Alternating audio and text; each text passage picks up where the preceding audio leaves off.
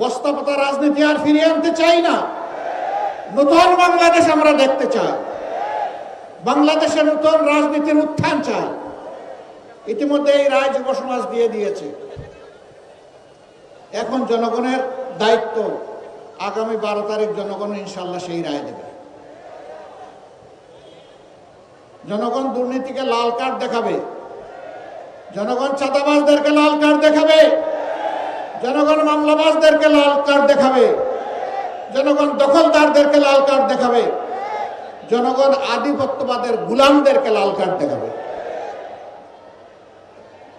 আবরার ফাহাদ, আবু সাইদ, সাদি, হাদি, আমরা তোমাদের কাছে আর তোমাদের বন্ধুদের কাছে আমরা বড়ই ঋণী। আমরা কথা দিচ্ছি ইনশাআল্লাহ তোমাদের আকাঙ্ক্ষার নতুন বাংলাদেশ হলে, দেশ এবং জনগণের সেবা করার সুযোগ পেলে তোমরা যেমনটা চেয়েছিলে আমরা তেমনটাই যৌবন দীপ্ত বাংলাদেশ গড়ে তুলব ইনশাআল্লাহ। এই বাংলাদেশ যুবকদের হাতে আমরা তুলে দিতে চাই। আমরা যুবকদের হাতে বাংলাদেশের দায়িত্ব দিতে চাই। আমরা বেকার ভাতা দিতে চাই না। 24-এর যুবকেরা কোথাও গিয়ে কারো কাছে বলে নাই দে দে বেকার ভাতা দে, স্লোগান দিয়েছিল কেউ? তাইলে আজকে বেকার ভাতার কথা উঠে কেন? আমি মনে করি যেই সন্তানেরা সেদিন চিৎকার দিয়ে বলেছিল আমাদের অধিকার দাও, আমাদের হাতে আমাদের ন্যায্য কাজ তুলে দাও, তাদেরকে বেকার ভাতা কথা বলার মানেই হচ্ছে যুব সমাজকে অপমান করা। যুব সমাজ, আপনারা সেই অপমান সহ্য করতে রাজি আছেন? আপনারা বেকার ভাতা চান না কাজ চান? কাজ চান? আচ্ছা, যারা চান তারা একটু হাত তুলেন। ও মাশাআল্লাহ, সবাই যুবক। তাইলে এই স্টেজে আমরা যারা আছি আমরাও যুবক, আমরাও সামিল হয়ে গেলাম যুবকদের সাথে ইনশাআল্লাহ। সম্মানিত ভাইরা, 10 টাকা শের ধরে চাল খেয়ে এখনো পেটের ভিতর গরম রয়েছে, ফাঁপা যায়নি। এখন আবার নতুন করে এই কার্ড সেই কার্ড, গাঁটে গাঁটে কার্ড। এই সব কার্ড হলো ভুয়া কার্ড। যেমন 10 টাকা দরের চালের আশ্বাসটা ছিল ভুয়া, এই কার্ডগুলো হইল সেই রকম ভুয়া। এই সব ভুয়া কার্ডকে আগামী 12 তারিখ জনগণ ইনশাল্লাহ লাল কার্ড দেখাবে। এরপরে যে বাংলাদেশ জনগণের আকাঙ্ক্ষার ভিত্তিতে মহান আল্লাহর ইচ্ছায় গড়ে উঠবে, সেই বাংলাদেশে ইনশাআল্লাহ এই সমস্ত সামাজিক অপকর্ম চলতে দেওয়া হবে না। ন্যায় বিচার ইনশাআল্লাহ কায়েম হবে। বিচার এক একজনের জন্য এক এক রকম হবে না। সাধারণ একজন মানুষ অপরাধ করলে ওই নির্দিষ্ট অপরাধের জন্য বিচার করে তার যে শাস্তি হবে, দেশের প্রেসিডেন্ট, প্রধানমন্ত্রী একই অপরাধ করলে তাদেরকেও ছাড় দিয়ে কথা বলা হবে না। একইভাবে তাদেরকেও বিচারের আওতায় আনা হবে, আসতে হবে। সেই দিনই ন্যায় বিচার কায়েম হবে ইনশাআল্লাহ। অপরাধে কারো কোনো দায় মুক্তি নেই। অপরাধ করেছে, অপরাধীকে শাস্তি পেতে হবে। যে দেশের টাকা লুণ্ঠন করে যারা বিদেশে পাচার করেছেন তারা সহজেই টাকা ফেরত দিবেন আমরা জানি, কিন্তু এটা কার টাকা? এটা কি তাদের বাপদাদার টাকা? এটা 18 কোটি মানুষের টাকা। আজকে জন্ম নেওয়া শিশুর টাকা।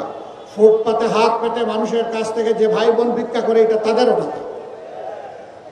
রাষ্ট্রের আয়ের 3 খাত, ট্যাক্স, বিদেশি অনুদান এবং বিদেশি ঋণ, এই 3টা মিলে রাষ্ট্রের তহবিল সমস্ত মানুষের উপরে সমানভাবে এর দায় বর্তায়।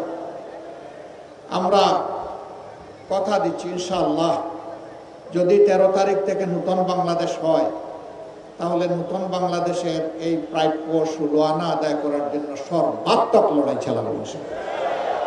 এখানে কোনো আপোষ নেই। আমাদের বার্তা স্পষ্ট, এনাফ ইজ এনাফ। যা হয়েছে যথেষ্ট হয়েছে। এই পথে আর কেউ হাঁটুক, কোনো ফেসিবাদ হাঁটুক জাতি এটা দেখতে চায় না। আমরা মিথ্যা কোনো আশ্বাস জাতিকে দেব না। কিন্তু একটা কথা আল্লাহ তাআলাকে সাক্ষী রেখে বলবো, বাংলাদেশের মানুষের জীবন, সম্পদ এবং ইজ্জত এই তিনটার হব ইনশাআল্লাহ আমরা পাহারাদার। এদেশের মালিক হব না, জনগণের সেবক হব। আর প্রতি বৎসর জনপ্রতিনিধিরা তাদের পারিবারিক সদস্যদের সহ জাতির সামনে তাদের সম্পদ বিবরণী পেশ করতে বাধ্য হবে। আমরা দেখি কার শ্বশুর বাড়িতে সম্পদ হলে সোনা হলে একটু দেখতে চাই। 15.5 বছর ভিক্ষুকের ঝুলি গলায় নিয়ে অনেকে যাত্রা শুরু করেছিল রাজনীতিতে, পরে তারা হয়েছে হাজার হাজার কোটি টাকার মালিক এবং নিজের বাপের বাড়ি যতটা ধনী শ্বশুর বাড়িকে বানাইছে তার চেয়ে বেশি ধনী। ওই চুরির টাকা কোথায় রাখবে? জনগণের চুরির টাকা নিয়ে ওখানে রেখেছে। আমরা ওই নূতন শ্বশুর বাড়ি আর তৈরি করবো না ইনশাআল্লাহ। শ্বশুর বাড়ি থেকে যৌতুক নেওয়া যেমন হারাম, জনগণের লুণ্ঠিত টাকা ওদের কাছে রাখাও তার চাইতে ভয়াবহ। এই দুইটার ইনশাআল্লাহ অবসান হবে। এই প্রিয় দেশে নারী পুরুষ সবাই মিলে দুনিয়ার সব জায়গার মতো বাংলাদেশ। আমাদের দেশে আমাদের মা বোনদের ইজ্জতের কোনো নিরাপত্তা নেই, গড়েও নাই, রাস্তায়ও নাই, কর্মস্থলেও নাই। ইনশাআল্লাহ অগ্রাধিকারের ভিত্তিতে এইটাই আগে নিশ্চিত করা হবে। যে জাতি তাদের মাদেরকে সম্মান করতে জানে সেই জাতিকে আল্লাহ তাআলা সম্মান বাড়িয়ে দেন। আর যে জাতি তাদের মায়েদেরকে, মায়ের জাতিকে, মা বোন এবং মেয়েদেরকে সম্মান করতে জানে না, আল্লাহ তাআলা কিভাবে তাদেরকে সম্মানিত করবেন? দুইজন মানুষ ছাড়া সবাই মায়ের গর্ভ থেকে দুনিয়া এসেছে। হযরত আদম আলাইহিস সালাম এবং হযরত হাওয়া আলাইহিস সালাম, বাকি সবাই মায়ের পেট থেকে দুনিয়া এসেছে। হযরত ঈসা ইবনে মারইয়াম আলাইহিস সালামের বাবা ছিলেন না, কিন্তু মা ছিলেন। মায়ের ঋণ শোধ করা কোনো সন্তানের পক্ষে সম্ভব নয়। সেই মাকে একটু সম্মানও দেখাবো না, এর চাইতে বড় জুলুম আর কি হতে পারে? ইনশাআল্লাহ আমরা তাদের সম্মানটুকু এবং নিরাপত্তাটুকু ইনশাআল্লাহ আমরা নিশ্চিত করব। আল্লাহ যেন আমাদেরকে তৌফিক দান করে। যুবক বন্ধুরা, তোমরা তৈরি হয়ে যাও বাংলাদেশের দায়িত্ব গ্রহণ করার জন্য। আজকে যে নাহিদ ইসলামকে এখানে আমরা প্রার্থী করেছি, এই নাহিদ ইসলামরা ইনশাআল্লাহ আগামীতে বাংলাদেশ নামের উড়োজাহাজ যেটা, ওইটার ককপিটে ওদেরকে পাইলট হিসাবে, ক্যাপ্টেন হিসাবে বসাই দেবে। আর আমরা গিয়ে পিছনের সিটে প্যাসেঞ্জার হিসাবে বসবো।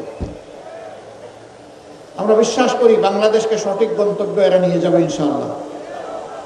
বাংলাদেশের উন্নয়ন কেউ ঠেকাতে পারবে না। এদেশের মানুষ মেধাবী এবং পরিশ্রমী। অতীতের নেতৃত্বের মধ্যে সততার অভাব ছিল, তাদের মধ্যে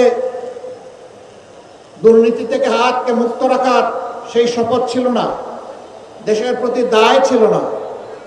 এই জন্যেই বাংলাদেশ আগাতে পারেনি। আমরা আশা করব যুবকরা আমাদেরকে হতাশ করবে না ইনশাআল্লাহ। তারা আমাদেরকে সামনে নিয়ে এগিয়ে যাবে। আজকে একজন যথার্থই বলেছেন, এখানে দুইজন প্রার্থী আছেন, দুইজনকে আপনারা ছিলেন। নাহিদ ইসলামের জন্ম এখানে, বেড়ে ওঠা এখানে। আমি মার কাছে মাসির গল্প শোনাতে চাই না, আমার চাইতে নাহিদকে আপনারা ভালো ছিলেন।